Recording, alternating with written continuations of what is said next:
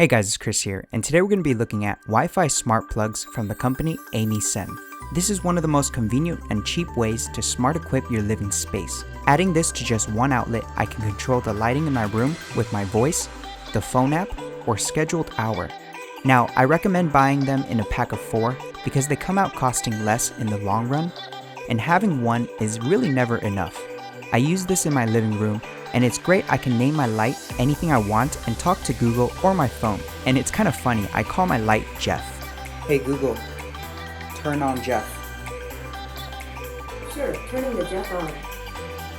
Overall, these are really simple and compact additions to my household. There's a manual button on the side for power controls, and they work for both Amazon Alexa and Google Home. If you don't have any of those, you can always use your Android phone to control your lights. In terms of build quality, these are lightweight, they're compact, and the plastic is hard, and definitely don't see this breaking anytime soon. I do have concerns about the internals being blown out, but so far so good. I took out 2 points for even though that it's compact, using 2 of these on the same wall outlet, I can't fit 2 of them at the same time. Let me know if you have any questions or concerns below. And I just released my program for video makers that you can download in the description below. It's a trial version before I can get the finished product out.